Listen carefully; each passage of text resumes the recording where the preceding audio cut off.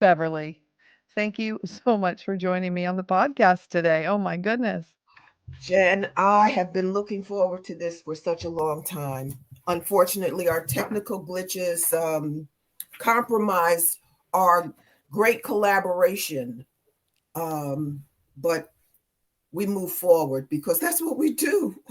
Exactly. Yeah. So Beverly and I had this interview across an assortment of recording places about a month ago. And for some reason, yeah, it just didn't work. So here we are again to have her tell her amazing story because I find it very inspirational. Beverly just finds it a part of her life. And that's just what happened. So, you know what? And I think that's part of what makes it great, though. I think if you were shouting from the rooftops how great you are, yeah, we probably wouldn't be here, I guess.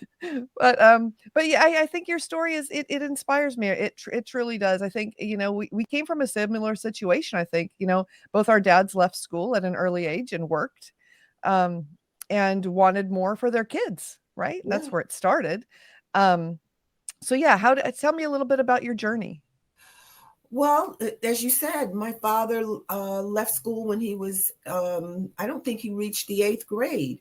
And so for him, education became an obsession, and he wanted that for his children. And I was the only one of his three children that embraced education. I like to read, I'd like to learn. So it was a no-brainer for me. It came relatively um, easily. I studied, but I also had fun. My friends and I say fun doesn't owe us anything. We've had fun and we've enjoyed that, but we're achievers. That's really what we do. We're focused. So I went to undergraduate school and got a bachelor's in political science. Then I got a Ford Fellowship to attend the University of North Carolina, Chapel Hill, where I got a master's in public administration. And then I went to work. I went back to New Jersey, where I'm from, and worked.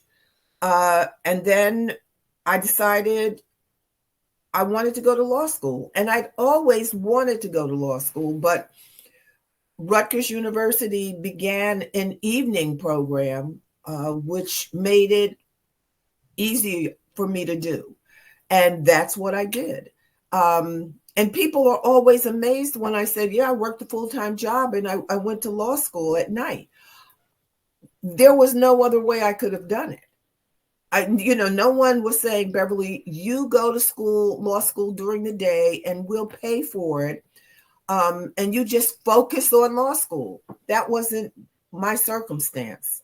My family, as you can imagine, didn't have money. Nobody could help me. So I had to do it for myself. And I enjoyed it. So when you enjoy something, it doesn't seem to be as arduous a task. You know what I mean? I didn't have children. I wasn't married. So I could work and then go to school and then come home from school and go to bed and get up and go to work the next day. So it was, I used to say, I watched Dallas, that television show, every Friday night. And there were classmates of mine that would go home on Thursday night and hunker down and study from Thursday until Monday.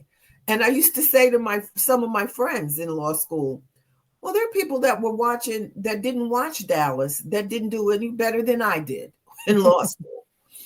And I would take breaks every once in a while because I had to clear my mind, because I don't mean to imply that it was easy, but it was doable and I enjoyed it.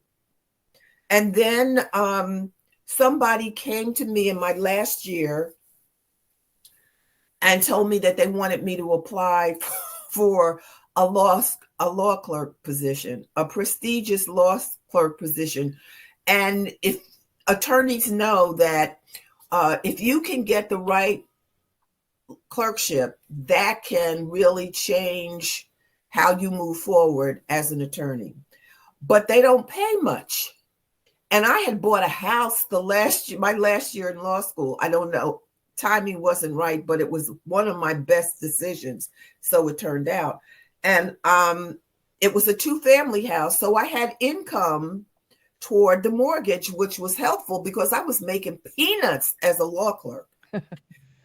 And it really did help me as an attorney move in circles that I wouldn't have otherwise moved in.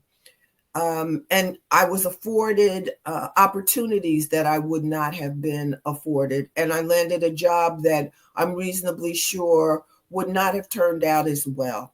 Because the job that I was offered while I was still in law school, before I found out that I got the clerkship, it was with a prestigious New York firm in the area that I wanted to specialize in. So when I got the clerkship, I was like, oh, I can't take this clerkship. I can't afford it.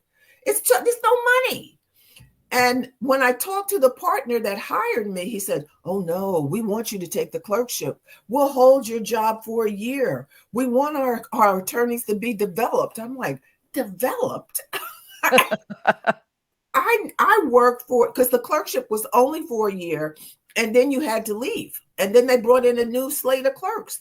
I'm like, I did this for a year. I don't know how I did it, but I paid the mortgage. I ate, I got back and forth to work. I don't know how I did it, but I did it. I can't do this. I can't do this. But I did it for a year. And then I went to work for a large law firm,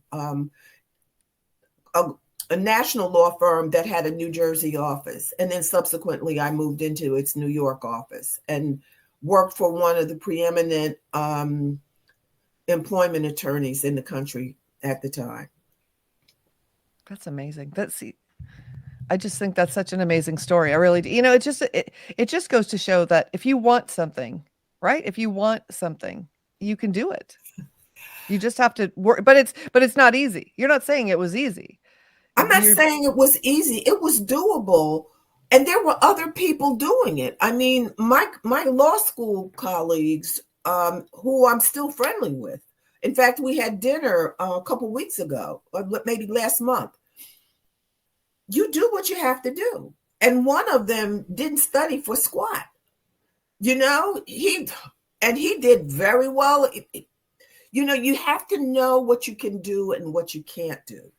You have to manage your circumstance and be realistic about your abilities and what you need to do to make sure that you prevail and that you succeed. And everybody's not willing to do that. Yeah, that's true. Well, and I'm sure you gave up some things while you were doing that too. You didn't get to do all the things and pay for all the things that you wanted because you were willing to take a year and really hunker down, right? To get that done. I've never denied myself much, but during that year, I must not have wanted anything. I bought the house and I was able somehow, and I've never been a spendthrift. To outward appearances, it may look like I'm cavalier about money and I buy, because it looks like I buy whatever I want. And I pretty much do that, but I don't want a whole lot, and that's not really true. When I buy stuff, I spend money, but I don't spend money like some of my friends spend money. It's just, I forgot. This goes, this screen, the video goes off if I don't hit the button. Oh, I don't know how I did it. I don't know. I don't know how I paid for the house I'm in now while I wasn't working.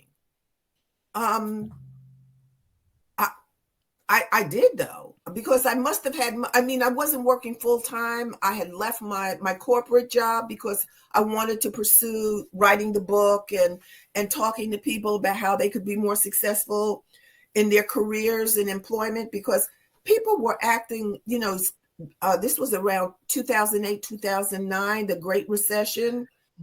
People were acting like nothing had changed, like they could still go out and find the job they wanted with little or no effort. And that just wasn't the case any longer. And that distressed me, especially when I saw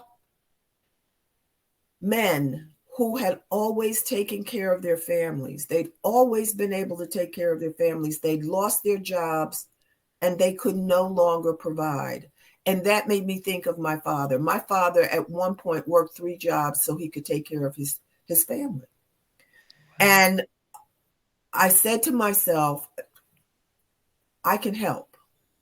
I can help them by telling them how they should handle what's going on. I've been in the room, as they say in Hamilton, where it happens, where decisions are made.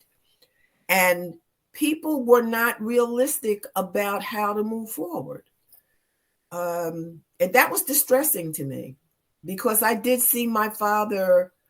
There's no telling what my father would have done if he found himself in a position where he couldn't take care of his family.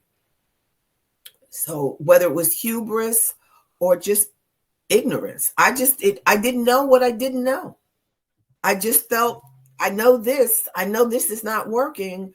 And, they would get up every morning and go put on their 3-piece suits and go out and look for work, but they were doing it in the traditional way. And they wouldn't tell people. They didn't tell their friends. They didn't tell their loved ones that they'd lost their jobs because they were embarrassed. And we now know that networking is the best way to get another job, to meet people who can help you move forward. Just by asking. People are willing to help. Yeah, and I feel like right now, I know some people are having a hard time. It's interesting. It seems like there's a lot of some kind of jobs, but not a lot of professional jobs. I don't know. People are having a hard time again. What is a good way if someone is finding themselves out of work or is very unhappy at their job? What is a good way for them to find a good job? First of all, you have to be, and I say qualified, and I use that word advisedly.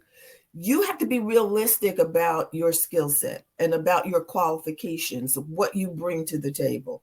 Let's say, let me give you an example, because this hits close to home. One of my dear ones, I won't even identify the relationship, because if he hears this, he'll be embarrassed. I said to him, I said, when my business really takes off, you can come and work for me. He says, yes, I can be a vice president. And I said, really? I said, what in your work history, in your experience, your work experience qualifies you to be the vice president of anything? And he says, well, I said, well, I'm waiting for you to tell me. He had no college education. He did not have any focus about what he wanted to do, but he liked the sound of being a vice president. Having shared that example, you have to be realistic about what you bring to the table, what you're qualified to do. And I'm not saying for 1 second that the most qualified person will always get the job. But I can tell you this. If you're not qualified, you don't want to get that job, because you might fail. And then your brand, your personal brand, can be severely compromised. But if you network, if you have certain qualifications and you're realistic about the jobs you pursue, talk to people, everyone you know, everyone you meet. If you're able, volunteer, donate, be of service to someone less fortunate, in a nonprofit. Schools need volunteers. All of that. Widen your net so that you can tell people, oh, I'm looking for work. This is what I'm looking for. I'm really good at this. You practice how you would say to them, I'm looking for work and this is what I'm good at. And the reason I know this works is because someone did that to me. I was at a college, a university event for the business school. And this young man didn't know me, walked up to me, shook my hand, firm handshake, always important, smiled, always important, told me what he, where he had, what he had majored in the business school, what he was looking for. I was like, he's read my book. I mean, it seriously, it was really gratifying because it was like chapter and verse. And he hadn't read my book, but he did the right thing. And I wanted to help him. And as it turned out, um, I didn't I didn't help him because he went on vacation, but he got a job without any assistance from me from one of my former employers. Oh, And I wow. wasn't surprised. But you have to be ready. You have to be dressed appropriately, and that's appropriate for the employer whose job you're seeking. You know, if you're working for a rock band, if you want to go work for a rock band, you're not going in a three-piece suit. But if you want to work for a Fortune 500 company, I wouldn't suggest that you start out with purple hair and flip-flops. All right. Well, on that, I think that's a good time to end. This has been really a really good conversation. I love it. And if someone has questions about employment, they can listen to your podcast. Your Employment Matters with Beverly Williams. It's on iTunes, Spotify, anywhere podcasts are found. But I've enjoyed this so much, Jen. Thank you so much. Me too. You're welcome. And I'll have links for all that so everyone can find your things very easily because I think it's so important. And Beverly, I've enjoyed having you again. Thank you so much for taking the time out of your busy day to talk to us. Until next time.